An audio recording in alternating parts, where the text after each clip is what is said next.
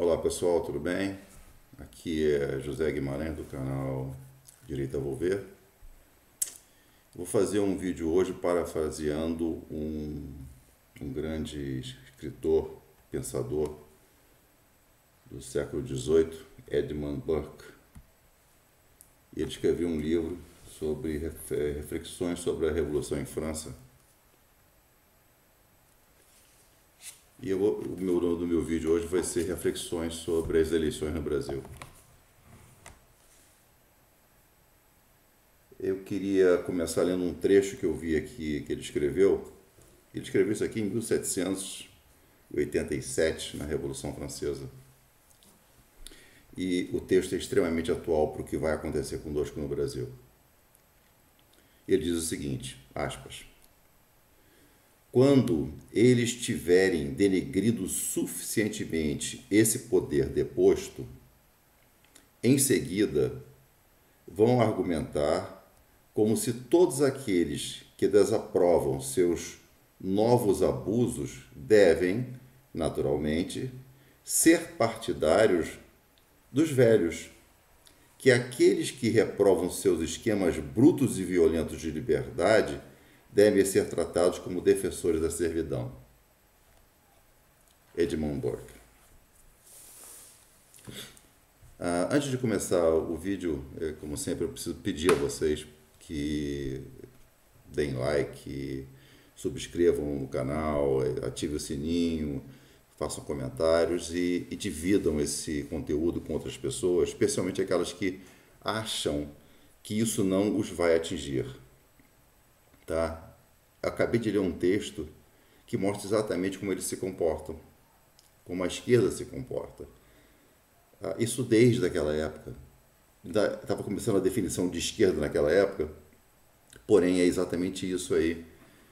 E é o que eles fazem, eles não têm o menor respeito por democracia, eles não sabem o que é democracia. O que eles sabem é tirania que atenda ao que eles querem. Então é o que vai acontecer com todos os brasileiros, não é só com alguns não, todos. Até quem vota nessa desgraça vai sofrer. Né?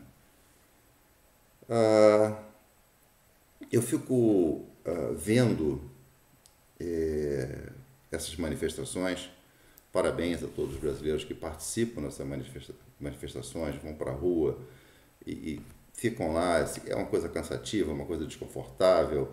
Existe sempre o risco de uma pessoa infiltrada fazer um problema, algumas coisas, mas está lindo. É uma coisa assim de realmente derreter o coração das pessoas. Né? Eu tenho 65 anos de idade. Eu nasci numa época onde o Brasil estava extremamente conturbado e depois cresci numa época em que o Brasil estava totalmente disciplinado, né? Onde os valores básicos que nós temos estavam sendo respeitados. Não foi no governo militar. O governo militar reconduziu o Brasil a uma situação muito próspera, muito boa, muito disciplinada, muito honesta, muito correta. Não se ouve falar em grandes desvios naquela época. Generais se aposentaram como generais apenas e sem estar usando jatinhos particulares para ir para aqui e para lá, com pessoas que se declararam corruptas e devolveram dinheiro para o governo brasileiro por serem corruptas. Isso não acontecia naquela época. Né? Isso aconteceu com o advento desse sindicato do crime que virou partido político e onde o seu encantador de serpentes o Dilma, é uma figura carismática que engana as pessoas e é usado pelos os teóricos limpinhos para se locupletar. Essa é realmente a situação brasileira. Agora, voltando ao que está acontecendo, ao que vai acontecer, eu gosto de citar uma coisa muito, muito mais moderna, que é mais fácil das pessoas se identificarem, né? O Partido Nacional Socialista dos Trabalhadores Alemães, Partido Socialista Alemão, né, da 1940 a 45, eles decidiram que eles fariam uma limpeza étnica no país e começaram a perseguir os judeus. E aí o cara dizia, eu não sou judeu, esse problema não é meu. Só que um dia a Alemanha foi totalmente destruída e todos sofreram. Porque lá atrás ninguém teve coragem de se manifestar, quando ainda era possível. Apesar de toda a forma truculenta, desonesta, canalha, absurda que eles se comportavam, ninguém fez nada. Quer dizer, alguns fizeram e sofreram as consequências, mas muito poucos. Porque muitos não quiseram dar cara a tapa, como eu já falei aqui antes, né? Então vamos voltar ao primeiro, às pessoas que têm a representatividade garantida pelo voto popular, que são os membros do Congresso Nacional. Com poucas e raras exceções, eles são muito bons. Gosto sempre de citar Carla Zambelli como um exemplo para mim de uma parlamentar que tem coragem, que tem dignidade, que tem honradez, que se posiciona, né? Mesmo que aquilo possa custar a ela a liberdade dela ou quer dizer, custar a ela o direito dela de expressão, né? Vão calá-la, como já estão fazendo, e ou mesmo até a sua liberdade, como aconteceu com o deputado Silveira, né? Aquele fortão lá do Rio de Janeiro, que infelizmente usou palavras feias em relação ao ministro, não que elas não fossem adequadas para o tipo de pessoa que o ministro é. Contudo, não é assim que se fala, né? Poderia ter feito a mesma coisa com outro de vocabulário, né? Aquele outro que foi preso também, o presidente do PTB, ele também usou palavras que não deveria ter usado em relação a uma senhora, por mais que essa senhora tenha descumprido uma coisa que é a obrigação dela manter, que é a Constituição do Brasil. Tá? Então, senhores deputados, senhores senadores, eleitos ou que foram reeleitos, parem de se esconder. O momento é esse. Se por acaso vocês não forem para a rua, correr o risco de perder o seu mandato agora, vocês têm dois caminhos depois. Ou vocês vão lamber a bota do Lula e fazer o que eles querem, ou seja, vocês não têm caráter, ou vocês vão ser caçados por se posicionar, já com a desgraça instalada no governo. Então por que esperar? Não tem sentido, a não ser que você seja um canalha vendido. Aí, realmente eu estou pregando no deserto, falando com burros no deserto, né? Ou com corruptos no Congresso. Aquele presidente do Senado, que pessoa mais... Como é que eu vou dizer isso, meu Deus do céu? Eu prefiro imaginar que ele seja covarde do que ele tenha outras intenções por trás da falta de capacidade dele de tomar uma atitude, que é a obrigação dele. Quando se instituiu a República Federativa do Brasil, eles determinaram que nós teríamos 3 poderes que seriam independentes e harmônicos. E para que existam limites para os poderes, criaram-se regras para que existam os freios e contrapesos, que eles chamam, né? E o Senado é a instituição com o voto popular, que é a terceira eleição majoritária do Brasil, mais importante, que é o presidente, os governadores, senadores. Eu não sei se senador e prefeito qual é a quantidade de votos, mas os senadores, de repente, são até mais votos do que os prefeitos, que são outros de eleição majoritária. Tome uma posição. Presidente do Senado, senhor Pacheco, faça alguma coisa. Você não pode permitir que a nossa Constituição seja rasgada constantemente, seguidamente, e o senhor não faça nada. É sua atribuição, põe em pauta os pedidos de impeachment dos ministros que estão descumprindo a lei. E a lei diz que o senhor tem que fazer isso. E por que o senhor não faz? É covardia ou existe algum outro motivo escuro por trás disso aí? Uma coisa inexplicável. Bom, eu sou um otimista, prefiro imaginar que o senhor seja apenas um covarde. né? Eu sinceramente espero que seja só isso. Bom, deputados, senadores, já falei com os senhores agora. Os deputados, mesmo que vocês não tenham o direito legal, não tenham uma forma constitucional de prender ou desculpe, de caçar um ministro do Supremo, vocês podem fazer barulho, vocês têm que fazer barulho, vocês têm que ir para a rua.